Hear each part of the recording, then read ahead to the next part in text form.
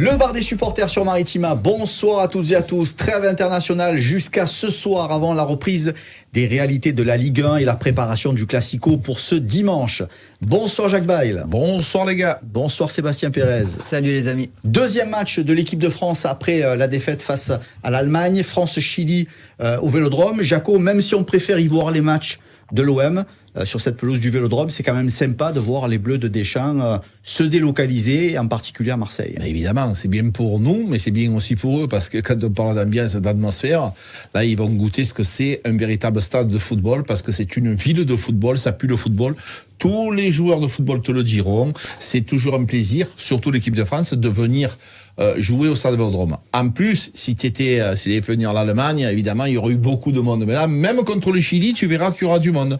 Donc, c'est le véritable emblème du football, c'est le stade Vélodrome. Seb, ce stade Vélodrome, c'est un stade qui réussit habituellement plutôt bien aux Bleus. Exactement. J'ai eu la chance d'assister au match, c'était l'Euro en France, la demi-finale contre l'Allemagne. J'ai jamais ressenti une ambiance aussi folle de l'équipe de France. Et franchement, je pense que tous ceux qui l'ont vécu, aussi bien au sein de l'équipe de France, que ce soit le staff ou les joueurs qui restent, s'en souviennent. Alors, tu parlais de remplissage, Jaco. Je ne suis pas sûr que le remplissage il soit optimal, quand même, ce soir, par rapport à ce qu'on voit pour les matchs de l'Olympique de Marseille. Est-ce qu'il y a une explication rationnelle à ce que le remplissage ne soit pas total ce soir? Déjà, c'est un jour de semaine. D'accord. Premièrement. Deuxièmement, il pleut. Il pleut, voilà, il fait pas beau. Troisièmement, il y a le Classico qui est là dimanche soir. À un moment donné, financièrement, les gens, ils n'ont pas un portefeuille extensible, c'est pas possible. Quand tu vois le prix des places, c'est pas possible. Surtout que quand tu vas au stade, pour l'équipe de France, c'est souvent des familles qui se déplacent. Tu vas au stade à 3 ou à 4, crois-moi que la soirée, tu te la sens passer. En plus, tu vas manger un morceau. Donc, je comprends bien que les gens, à un moment donné, ils préfèrent aller voir un Paris Saint-Germain plutôt que France-Chili. On ne s'est pas revu depuis la semaine dernière. Qu'est-ce que toi, tu retiens de ce premier match malheureux au Groupama Stadium et de cette défaite face à la Mannschaft? Je pense qu'elle va être positive dans le sens où ça montre que tu te reposes sur tes lauriers, le football tu le payes cash. Donc c'est revenir à des bases fondamentales pour pouvoir faire un match honorable. Il n'y avait pas ces bases-là, donc ça leur a fait une piqûre de rappel et je pense que connaissant un peu le coach, il y aura pas de défaites consécutives. Il y a eu un peu de suffisance pour toi chez les joueurs français? Un peu, c'est peu de dire. C'est peu de le dire. Je pense qu'il y a eu beaucoup de suffisance à l'image des premières secondes. Je peux même pas dire la première minute, c'est les premières secondes. Et puis après, dans les impacts, même dans la posture de certains joueurs, j'ai pas aimé. J'ai pas aimé à tel point qu'au bout d'une heure, j'ai changé de programme. Ah ouais? Ouais. Sébastien Pérez qui change et qui regarde. J'adore le football. Qu'est-ce qu'il y avait d'autre à la télé ce soir-là? Mais moi mentaliste? Non, il n'y avait pas mentaliste ce soir-là. Mais évidemment, quand tu aimes le football, justement, quand tu aimes le football et que tu vois jouer, on le dit tout le temps, Marco, quand les joueurs ils vont au fond d'eux-mêmes, tu regardes le match, c'est pas un problème. On est des supporters, on est passionnés, mais tu as envie que les gens ils aillent au charbon. Quand tu vois cette suffisance-là, tu n'as pas envie de regarder. Donc ils m'ont saoulé. Moi aussi, personnellement, j'ai fait la même chose que lui. Je suis allé me coucher tranquillement. On reviendra sur ce France-Chili ce soir du côté du Vélodrome. Une trêve internationale qui s'accompagne, on en parlait largement hier avec Karim et Jacques, par cette vague de blessures sans précédent. Valentin Rongier, Samuel Gigot, Bamo Meïté, Amir Murillo, Pape Gueye, Ismaïla Sarr, Ulysse Garcia et peut-être même Jean Onana. Pas moins de 8 absents possibles pour le Classico de dimanche. Ouais, c'est pas une petite vague. C'est un tsunami là. C'est un tsunami qui touche l'OM malheureusement. Voilà, il va falloir faire avec. Malheureusement encore une fois, mais c'est le lot d'une équipe avec des joueurs qui partent en sélection. Donc forcément, tu as des retours des fois où tu as des problèmes musculaires. Je pense que Paris aussi a deux, trois soucis, mais quand on a un effectif assez réduit comme celui de l'OM, c'est beaucoup plus impactant. 8 absents, Jaco, clairement, il faut faire quoi? Il faut se badigeonner de sauge, faire brûler de la sauge dans le vestiaire. C'est pas fini. C'est quoi la solution? Non, mais les gars, dans les années à venir, vous allez comprendre, à un moment donné, les joueurs, ils jouent trop de matchs. Trop de compétition. C'est pas possible quand on parle de football. Il y a le match. le match, ce sont des événements. C'est pas un match de football comme on peut jouer entre collègues. C'est un événement. C'est-à-dire qu'il y a l'avant-match, le match et l'après-match. Donc ça te dure pendant 3 jours. Ces trucs-là, il faut le digérer. Et quand tu as des hautes compétitions, comme la CAN, comme la sélection en équipe de France, le championnat de France, les Champions League, mais à un moment donné, les gars, vous allez quoi? Vous allez les tuer, les joueurs. Quand on parle de ton ami Mbappé, mon ami Mbappé. Ouais, mais c'est ton ami intime. Luis Enrique, de temps en temps, il le fait souffler. Mais j'ai envie de lui dire, mais tu as raison, parce que si tu veux le garder, à un moment donné, il faut le faire souffler, le mec. C'est pas possible. On joue trop souvent. Et en plus, tu as les voyages. Ça laisse des traces, Marc. Donc je pense qu'à un moment donné, les fédérations vont se poser des questions, parce que si ça continue, les clubs vont monter au créneau en disant, les gars, ça peut plus durer. Et Jean-Louis Gasset qui déclarait justement vouloir recharger les batteries pendant cette trêve qui était pour lui la bienvenue. Ça se passe pas exactement comme Loulou Gasset l'avait prévu, quoi. Exactement. Et puis pour rejoindre aussi ce que dit Jaco, c'est que le football a complètement évolué. Maintenant, avec les datas, on peut voir le nombre de courses, l'intensité des courses, la répétition des courses. C'est devenu vraiment un sport à très haute intensité. Donc le fait de jouer tous les 3 jours, à un moment donné, ton corps, c'est pas, tu peux pas l'inventer. Il a besoin aussi d'avoir un temps de repos. Et le fait d'avoir des matchs à répétition, des matchs à fort enjeu, en plus du déchaînement un peu physique, tu as aussi psychologiquement une atteinte. Donc c'est compliqué. Et quand tu as un effectif, pour revenir à Jean-Louis, quand tu as un effectif assez restreint, là, tu te poses des questions et c'est dur de trouver les réponses. Et puis, comme si ça suffisait pas, on apprend que c'est Benoît Bastien qui sera finalement l'arbitre du Classico. Benoît Bastien qui a les Marseillais profondément dans son cœur. 7 Classicos arbitrés par Benoît Bastien, aucune victoire marseillaise. Alors, on va pas tout mettre sur le dos ou les épaules de Benoît Bastien, mais c'est pas franchement une bonne nouvelle. Ouais, Benoît Bastien, Clément Turpin. Après, à un moment donné, il y a des arbitres qui sont emblématiques et qui nous aident pas forcément. Après, moi, ce que je veux surtout retenir, Marco, c'est ce que tu disais. C'est que dans ce genre de match, l'arbitre, oui, sur une décision, ça peut être, mais c'est rarement un arbitre qui change le cours du match. Quand il y a eu autant de classicos, il y a eu beaucoup de différences avec le Paris Saint-Germain. On était en retard complètement. L'année passée, on les a battus en Coupe de France. Mais on rappelle, les gars, que on joue contre un pays. Donc, nous, l'Olympique de Marseille, on est quand même en dessous le Paris Saint-Germain au niveau financier, au niveau réserve financière, au niveau de réserve des joueurs. Chaque fois qu'il rentre un joueur de Paris Saint-Germain, c'est des joueurs qui ont coûté 30-40 millions d'euros. Donc, effectivement. Mais c'est vrai qu'un arbitre, moi, franchement, je suis pas trop axé là-dessus.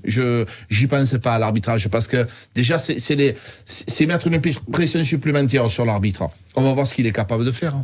Du coup, par rapport à cette vague de blessures, un esprit commando est obligatoire jusqu'à la fin de la saison. Blessure, pas blessure, tu es obligé d'avoir un esprit commando dans le sens où déjà tu as un match. T'as un match où c'est le match de l'année pour tout le monde, pour toute une région. Donc tu te dois donner le maximum et de le préparer en tant que tel, avec un esprit commando. Et après, c'est un sprint final qui peut te donner une place européenne. Donc forcément, les joueurs ils vont être impliqués, les joueurs, le staff et les supporters, tout le monde va être derrière l'équipe pour justement qu'ils puissent arriver sur les objectifs souhaités. Et Jean-Louis Gasset, Marco, il a du travail. Il va falloir qu'il en bouge quelques-uns, hein. On va commencer par Montbagnan, on va Correa, d'accord, et Unai. Les 3, ils vont jouer là, puisqu'il y a beaucoup de blessés. Moi, je pense que sincèrement, je les réunis tous les 3, je fais voir les vidéos, vous croyez quoi, que ça me suffit ça? Est-ce que c'est suffisant? Tu mets dans le même paquet Montbagnan et Correa, toi? Mais je vais pas faire une réunion pour chaque. Par rapport au temps de jeu, oui, par rapport à l'implication. Mais je pense que ces joueurs-là, les 3, ils sont en dessous de leur capacité. Tous les 3. Donc je fais une réunion avec tous les 3, chacun, parce que Correa c'est un fantôme complètement. Unai, il est pas loin de Correa parce qu'on connaît ses capacités. Quand le joueur il est mauvais, tu peux rien faire. Mais nous on sait tous qu'Unai c'est un bon joueur quand même. On le sait ça. Correa, il était à l'Inter de Milan, il a quand même des qualités, Seb. Tu me rejoins, je pense qu'il a des qualités techniques. C'est un fantôme. Et Montbagnan, il a besoin de nous montrer autre chose. Donc je pense que c'est une réunion automatique qui doit se faire. Et Jean-Louis Jean-Louis Gasset doit le mettre devant la réalité, devant le fait de leur dire voilà, c'était insuffisant complètement. Et là, franchement, il y a des décisions à prendre parce que ces joueurs-là, ils commencent à m'inquiéter vraiment. Je te parlais d'esprit commando. Est-ce que dans l'effectif marseillais, justement, on a ce trait de caractère souvent chez les joueurs? Je vais te dire honnêtement, j'arrive pas à le voir. J'arrive pas à le voir, même si je le vois un tout petit peu parcimonie sur des joueurs comme Balerdi, comme Gigot, comme des joueurs à caractère, mais à un moment donné, il faut faire plus. Il faut que. Alors c'est sûr que le charisme, ça s'invente pas. Non. Mais tu peux collectivement trouver une force. Si tu l'as pas individuellement, il faut que tu la trouves collectivement. Et l'avantage, encore une fois, je vais reparler de Jean-Louis, de son staff, c'est que eux, ils ont ça. Ils ont ça à l'intérieur d'eux. Ça boue en eux. Tu vois Jean-Louis Gasset sur un terrain, il est stoïque, il bouge pas trop, mais je peux te dire qu'à l'intérieur, ça explose, c'est un feu d'artifice. Donc, il a ces débordements, que ça soit dans les vestiaires, les semaines de match, il a ces débordements. C'est quelqu'un qui peut pousser des gueulantes dans les vestiaires? C'est quelqu'un qui peut, c'est quelqu'un qui pousse ses gueulantes quand il le faut, hein. Mais c'est toujours à bon escient, c'est-à-dire qu'à un moment donné, il va te réveiller ou il va te piquer. C'est cette faculté qu'il va avoir justement de tirer tout le monde dans le même sens, d'en réveiller certains, comme dit Jaco, à un moment donné, on va se mettre dans une salle avec la télé, et puis on va voir si tu vois la même chose que nous déjà. Est-ce que toi, tu interprètes la même chose que nous? Parce que c'est-à-dire qu'on va reparler de Correa, s'il a joué à l'Inter, si c'est un international, c'est que quelque part, il a des qualités. Il les a pas oubliés ou d'un claquement de doigts, il a perdu tous ses moyens. Laissé à Milan, c'est qu'à un moment donné, il doit y avoir un blocage. Il y a quelque chose, c'est extra sportif. Lui, il est capable d'aller tirer ça. Il est capable de rameuter tout le monde. Pour l'instant, il n'y arrive pas trop pour Correa. Ça fait combien de temps qu'il est là? Je pense qu'il a eu des feux à éteindre avant de s'occuper de Correa. Ouais. Donc voilà, peut-être cette semaine, ça a permis justement à pouvoir s'occuper de dossiers un peu moins brûlants que tout ce qu'il avait à faire quand même, parce qu'il en a éteint des feux. Mais oui, mais c'est ça exactement ce qu'il dit Seb, c'est que pendant les trêves, Marco, on en discutait, pendant les trêves, tu peux aller, tu es un peu plus pointu. Correa ou les joueurs qui sont là, bon, Unai, il était avec la sélection du Maroc, mais ces joueurs-là, tu as le temps de leur parler, de faire des séances vidéo. Là, il avait de l'urgence à faire, c'était un championnat, la Coupe d'Europe, il avait quand même beaucoup de feux à éteindre, et il avait beaucoup de travail. Ça, il l'a dit pendant, j'ai parlé pratiquement nuit et jour, Jean-Louis Gasset. Donc, à un moment donné, lui aussi s'est reposé, il est parti en famille, il revient avec un peu plus de dialogue possible, un peu plus d'idées et un peu plus de tête à tête. Parce que ce joueur-là, il va falloir qu'il nous explique et surtout qu'il explique à Jean-Louis. C'est vraiment le mystère. Gasset qui doit impérativement, comme tu disais plusieurs fois, rentrer dans les têtes des joueurs plus que jamais là dans cette période tourmentée pour leur demander de se sublimer. Complètement, encore plus quand tu as tous ces blessures qui interviennent au même moment et sur un sprint final avec des échéances hyper importantes. Donc il va être obligé d'aller chercher la quintessence dans chaque tête pour optimiser tout son groupe. Pour revenir au match de ce soir, 4 Marseillais ou ex-Marseillais possibles sur la pelouse en même temps. Klos, Matteo Guendouzi, William Saliba et Alexis Sanchez pour le Chili. Séquence nostalgie, séquence retrouvailles. Klos est obligé d'être titulaire. Quand tu vois le match de Koundé, bien sûr. Je ne comprendrais pas pourquoi il ne serait pas titulaire. C'est sûr que... Encore plus au Vélodrome, avec ses supporters. C'est l'avocat de Jonathan Klos. Alors, je vais te dire, messieurs, dames, j'espère que vous avez noté depuis l'arrivée de Seb Pérez dans l'équipe du bar des supporters. Alors Marco, totem d'immunité pour Jonathan Klos. Par contre, pas de tous les latéraux, puisque je te parle de Koundé qui est complètement passé à côté. Je te confirme. Voilà, sans parler tu peux passer à côté, mais à un moment donné, comme disait Jaco, il faut, si techniquement t'es pas là, physiquement ou dans l'intensité, tu dois y être. Là, il n'y était pas. À Klos maintenant de prendre l'initiative pour s'imposer à ce poste-là. Et tu vois, même sa façon d'être, Jules Koundé, il y a un moment donné où tu dois t'impliquer. Il y a le toi, sportif. tu es resté sur la tenue de son arrivée. Ça, si tu veux. Toi, c'est ça qui t'a contrarié. Oui, monsieur. Non, ouais, mais on ne parle pas des habits. Non. Les gens, ils ont le droit de s'habiller comme ils veulent. Il n'y a pas de problème, Marco. Ça, c'est pas un souci dans la vie de tous les jours. Il y a des endroits où tu dois pouvoir respecter certaines traditions. Non mais les gars, je suis fou quoi. Quand tu arrives, tu vas à un enterrement, tu t'habilles différemment, un mariage, tu t'habilles différemment, un baptême. C'est quoi, t'as pas aimé, c'est les bottes blanches? Non mais on aurait dit un poissonnier qui est arrivé, les gars, il avait les bottes d'un poissonnier. Après tu respectes l'institution, ça me paraît tout à fait normal et légitime ça. Jamais je m'attarderai, il fait ce qu'il veut dans sa vie. Mais je pense que quand tu rentres à Clairefontaine, et je pense que Didier Deschamps lui en a parlé, même pour lui, c'est lui rendre service.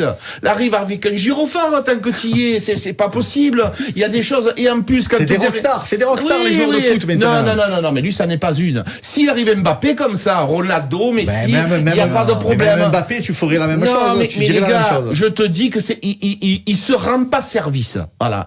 Tu te rappelles Alessandrini avec ses cheveux jaunes, c'est aussi, tu attires les foules quand tu fais comme ça. Si tu es une star, si tu es très fort, là, à un moment donné, il a payé cher. Je suis désolé. Moi, je trouve, je suis peut-être à l'ancienne, mais selon les institutions, tu t'habilles différemment quand tu arrives. Voilà. Un match pour se racheter, en tout cas, après la défaite des Bleus face à l'Allemagne. Qu'est-ce que tu as envie de voir, toi, comme compo, ce soir? Jonathan Klaus à droite. La priorité des priorités. Jonathan, si tu nous écoutes. Tu sais Deschamps. Vous avez le mail deschamps.gmail 3F. Non, j'ai envie, plus que des individualités, j'ai envie de revoir l'équipe de France portée vers l'avant avec des joueurs qui ont envie non seulement de mouiller le maillot, de donner à fond, mais donner du plaisir à tous les supporters, comme dit Jaco. À un moment donné, les places, tu les payes. La plupart du temps, quand tu vas voir l'équipe de France, tu vas en famille, les enfants. Donc, rien que pour ça, tu te dois te donner le maximum. Après, quand tu pars dans cet esprit-là, que tu vois la qualité individuelle du groupe, que tu vois ce qu'ils ont pu montrer collectivement, tu te dis que si tu y vas, tu vas assister à un spectacle exceptionnel, quelle que soit l'adversité que tu vas avoir en face. Donc, à partir du moment où ils ont des bases, ils reprennent des bases, on va dire, des valeurs logiques que tu dois avoir sur un terrain. Le reste, ils ont tellement de qualité que le spectacle, il va être présent. Je vous ai parlé des anciens Marseillais, Matteo Guendouzi, William Saliba. Est-ce que vous avez envie de les voir évoluer sur la pelouse du Vélodrome ce soir? Et bien sûr, c'est des joueurs qui ont laissé des traces parce qu'ils ont eux aussi, ils parlent de Marseille avec beaucoup de nostalgie. C'est pas des Marcelinos. Hein. Ils se rappellent de l'OM. Ils ont passé de très très bons moments et ils ont l'OM dans le cœur. Matteo Guendouzi, chaque fois qu'il parle de l'OM, bien sûr, il est ailleurs, en Italie. Il est à la Lazio. C'est quand même un club important. Mais là, il a pas oublié Marseille et les supporters, ils adorent Matteo Guendouzi. Moi, je te dis, j'ai du mal à en parler parce que je suis pas objectif. C'est un joueur comme Seb, il aime Jonathan Klaus. Moi, Matteo, je le connais depuis qu'il a 16 ans. Je sais de quoi il est capable. Et cette façon de faire, cette façon de jouer, comme pouvait l'être Seb. Sur le terrain, Seb, tu pouvais pas y dire mouille le maillot. Lui, il fallait le tordre le maillot. C'était toujours à la fin. Il allait à 250%. Tu pouvais pas y reprocher ça. Et donc, tu les oublies pas, ces joueurs-là. C'est des joueurs qui te laissent des traces dans un club. Ils respectent l'institution. Et ça, c'est important, les gars. Est-ce que le capitaine de l'équipe de France, Kiki Mbappé, va être sifflé ce soir au Vélodrome? Je pense pas. Honnêtement, je pense pas. C'est un joueur de l'équipe de France. C'est pas un joueur du Paris Saint-Germain. Il représente l'équipe de France. Donc, il en est le capitaine. Toi, ça te fâcherait, tu trouverais dommage qu'à Marseille, un Parisien... Qui se fasse siffler dimanche, pas de problème. Ouais, on rappelle quand même qu'en équipe de France, les joueurs marseillais se font bouger au Parc des Princes, c'est pas parce que t'as des Brésiliens à Paris que tu dois avoir des à Marseille. Parce que, au même titre que, je te dis, si quand t'as des Marseillais qui se font siffler au Parc des Princes ou au Stade de France, pour moi, c'est les qui sifflent, parce qu'ils ont le fleuron de l'équipe de France, ils portent le maillot de l'équipe de France. Donc, rien que là, c'est un respect à avoir. On parle toujours des joueurs, est-ce qu'ils respectent le maillot oui, ils le respectent, mais toi, en tant que supporter, tu viens supporter l'équipe de France. Ou alors, mets-toi un maillot du Chili, de l'Allemagne, mais ne te mets pas supporter de l'équipe de France si tu dois aller siffler un joueur de l'équipe de France. Pour moi, il n'y a pas un joueur de Paris, un joueur de Lyon, un joueur de Marseille ou un joueur d'ailleurs. C'est un joueur de l'équipe de France. Jaco, est-ce que tu es d'accord avec ça ou pas? Est-ce que tu penses que ça va se passer? Jaco, Est-ce que tu penses que ça va se passer? Je peux vous dire le fond de ma pensée. Non. J'en ai marre de Kylian Mbappé. Est-ce qu'il va être sifflé? On dirait que c'est Joe Biden. C'est rien à rapport de Mbappé. Arrête avec Joe Biden. Non, mais tu vas finir par croire que tu es... On peut parler de son match pourri qu'il a fait. Au lieu de poser la question, mais le rapport, il est pas là. Non, mais moi, je peux poser des questions que j'ai envie de poser quand même. Mais toi, tu es mon gâté. Non, mais je rêve. Toi, tout est autorisé, toi. Tu es mon Matteo Guendouzi, toi. Je suis pas objectif avec toi.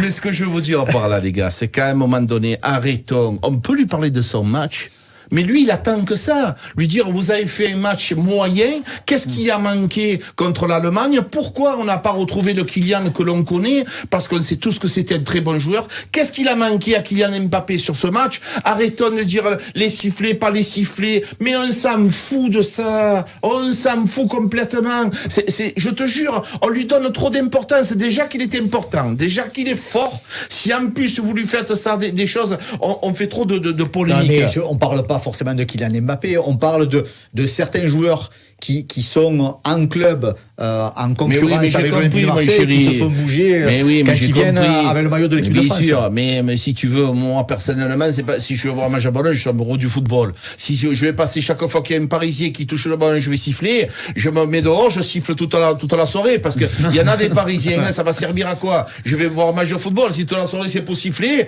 non, moi ça m'intéresse pas. Allez, le score de ce France-Chili, Seb Pérez, pour commencer. Je pense à une belle réaction de l'équipe de France et un score de 4-1. Ah ouais, avec un but quand même de notre ancien Marseillais Sanchez. Avec un but de Jonathan Klaus et un doublé de Kiki Mbappé. Voilà. Qu'est-ce que tu en penses, Jacques? Le rêve absolu. 4 buts à 1 pour Seb. Et toi? Je vois un match quand même assez large parce que je pense que Deschamps va les a bougés et va les bouger encore une fois. Pour changer, je vais dire 3-0 pour l'équipe de France. Ouais. Vous êtes optimiste pour ce soir. Hein. Oui, c'est quand même. Toi, Marco, allez, vas-y. Moi, je suis pas mandaté pour. Lui, il est suisse. Moi, je suis suisse. Je verrai un 0. En buvant ton petit thé. Moi, je suis maître de cérémonie. Simplement. Allez, France-Chili ce soir au Vélodrome et dès demain, retour bien sûr aux réalités de la Ligue 1 avec les préparatifs pour le Classico. Merci Jaco. Merci les gars. Merci Seb. Merci les amis. Belle fin d'après-midi sur Maritima. À demain.